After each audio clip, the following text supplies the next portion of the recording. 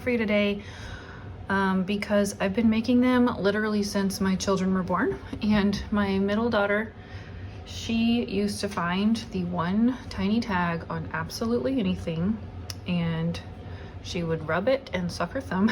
So I made this blanket first for her, and I made a ribbon tag baby blanket with ribbon tags all the way around it, and she absolutely loved it. Then I made one for my son, and I made countless ribbon tag baby blankets for gifts. So 14 years later, that daughter is now 14, I am finally making a tutorial for this. I don't know why it took me so long, but this is my method for making beautiful ribbon tag baby blankets. Just so you know, in case you're wanting to make a bunch of these and sell them, you actually cannot do that because a certain company has a patent on anything. Any two pieces of fabric with a looped ribbon sewn in between them, basically. So there you go, little caveat there. But you can make as many as you want for yourself and for gifts, you just can't sell them. So what you're gonna need is 2 cuts of flannel, 1 yard each. I absolutely love picking out cute flannels. I get mine from Joann's in the Snuggles section, Snuggle flannels. You just need 1 yard of each. They go on sale so often. And then you're gonna need 4 different ribbons, or of course you could use just 2, or you could just pick 1 and make that go all the way around. But I like to kind of mix it up. This time I have a cotton lace and a twill tape, plus these 2 wide ribbons. So you're gonna need 1 to 4 of those, at least 1 yard each, because you're gonna cut them up into pieces. So let's get going. Wait, before I do that, be sure and subscribe to my channel because I'm adding lots of videos lately. You can also go check out my blog, pincutsewstudio.com, where I'm always posting content about sewing. And if you would prefer to follow a written printable tutorial of this project, in case you want to make it over and over again and don't want to refer back to this video, you can go to the Pin Cut Sew Studio Etsy shop, and I will link this pattern down below. So let's get going. First, you want to cut your pieces. I have folded this one. This is a 1 yard cut. We're gonna cut them each 36 by 36, so 1 yard square. And to do this, I like to fold and press mine in 2 quarters. And then I can just slide it over here to the 1 line, or to the 0 line. And then I'm just gonna cut it here at the 18 line, because that's half of 36. So I'll cut this one, make sure it's straight. Then I can put this other folded edge over here, put my cut edge, make sure it's straight, and cut this on the 18 line also. This is an easier way, especially if you don't have a large 1 yard cutting mat. This is an easy way to make sure you get a square. So then when you open it out, it will be perfectly square.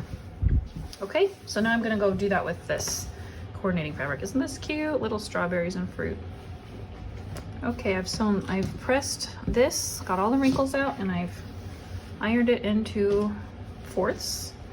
So now I'm gonna place that first fold on the edge and cut it at 18.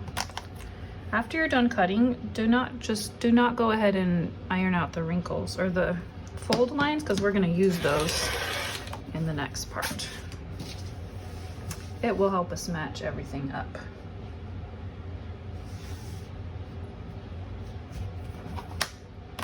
Oh, look, Joanne shorted me a tiny bit. Just gonna have to make that work.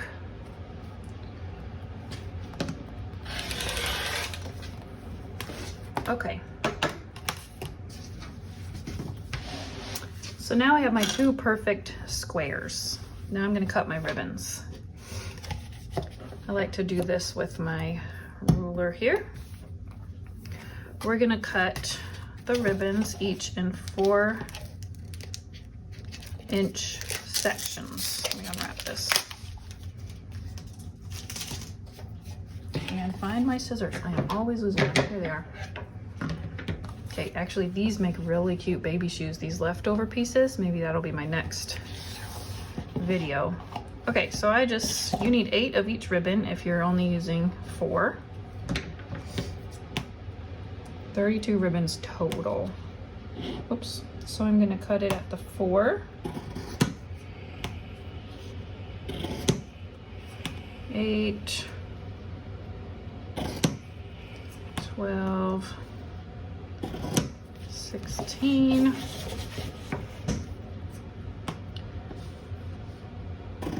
okay, I have 8 of that one. And then you're gonna do the same thing with all 4 of your ribbons, or however many you're using, until you have 32.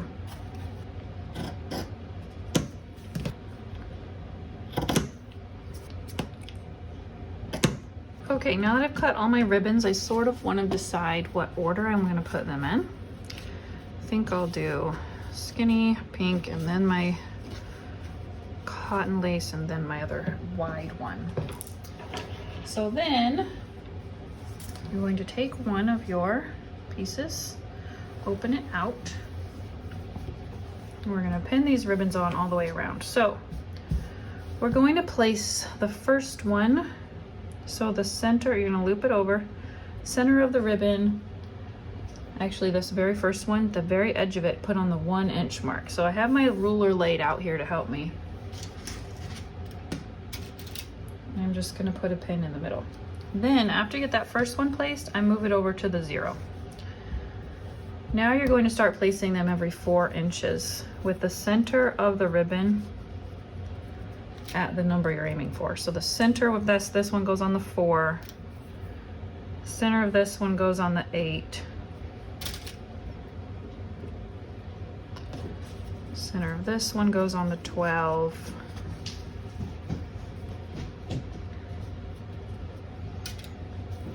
obviously this is not rocket science, you can place them however you want, and if you had to make your blanket a different size, say Joanne shorted you a few inches, that has happened to me before, then you can just sort of fudge that.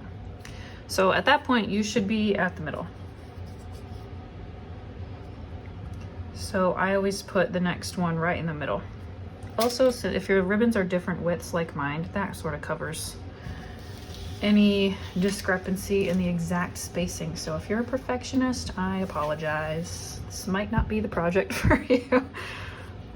Okay, so I'm gonna put this one on the 4. 8. Make sure I'm getting the right side of this. Yep, this way.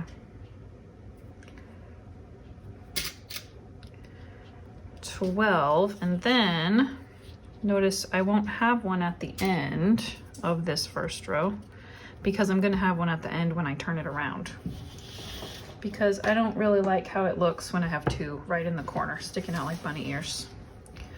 So then I'll move over to the next side and start again. I'm gonna put this one at the 1. Then scooch it over so that pin is at the edge of my ruler. Keep going in 4 inch spacing. Gonna need to go get some more pins until you have all of them pinned on. Also, can you see how your ribbon sort of wants to curl one way? You definitely want to go the way it wants to go. That's how you know it's the right side. Some of them it does matter, like this one. See, the gold dots are just on one side.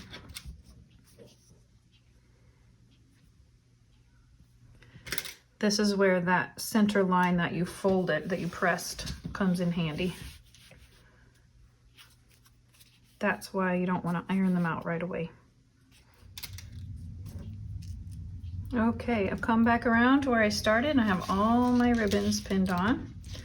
So now I'm just gonna go use a basting stitch, a long machine stitch, to sew them in place right along the edge. I'm gonna baste these on at a 1/4 inch. Okay, I basted on all my ribbons. It's looking cute. I ran out of bobbin right at the end. I love it when that happens. Okay, so the next thing we're gonna sew them both together, the front and the back.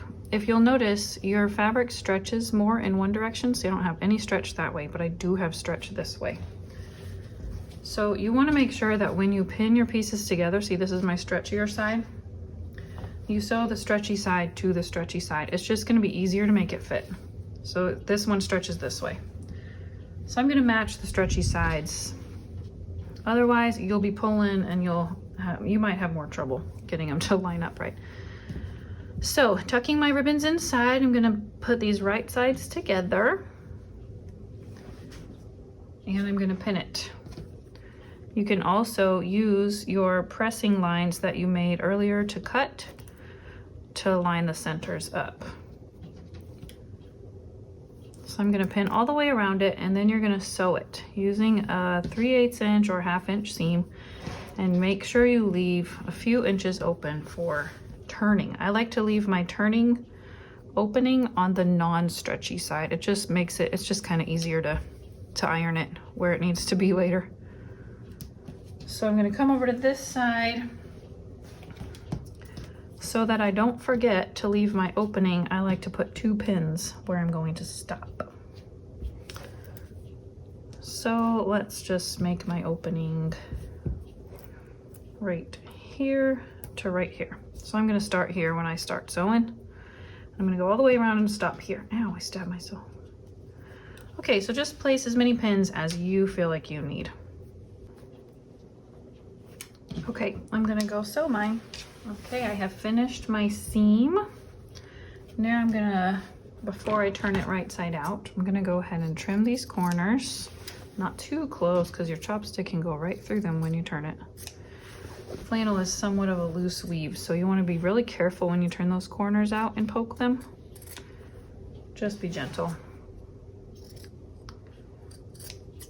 Okay, and I'm going to find my opening. Where is it? Hello, here we go. And turn it right side out.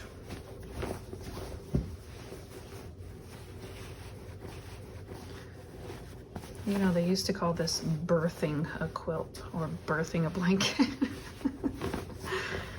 There's an interesting factoid for you. Make of that what you will. Okay, get it turned out as good as you can, as well as you can, with your hands first. All the corners out. Oh, it's so cute already. Then I like to go in with a chopstick. Gently get the corners poked out. And then I kind of like to run it around here too. Although when you press it, you can sort of pull your tags up to make sure these edges get really nice and neat. So poke your corners out, give it a really good press, and then press the opening shut as if you had sewn it. I'm almost done. Somebody needs me. Okay, I have pressed, let me get this stuff out of the way. I've pressed my edges. I like to sort of press the ribbons flatter as I go. And here's my opening, and you can see I just pressed that like I'd sewn it. So I'm only gonna put a couple pins there, and then I'm gonna go top stitch all the way around 1/8 inch from the edge, and that will also sew my opening shut, and that's the last step. Okay, let me just trim my threads and I'm all done. I love it, it's so cute. These are such cuddly little blankets. I'm ready to gift it. I like to fold them in thirds when I give them as gifts. Get the fuzz off. I didn't mention I don't usually pre-wash the flannel when I'm giving them as a gift, but you can if you want to. It will look like worn flannel eventually. If you make one of these, I would love to see it. So head over to my blog, pencutsewstudio.com, and you can find me, and you can find my email address there. You can send me a picture, or you can find me on Instagram at pencutsew. And I would just love to see what you make. If you like sewing baby things, or if you're looking for more baby items to sew, you can check out my bib pattern, which is also a video. It's actually my most popular video. And don't forget, you can head over to my Etsy shop and get printable versions of not only this pattern, but also the bib video. And I'll link both of those in the notes. Thank you for sewing with me today. I'll see you soon.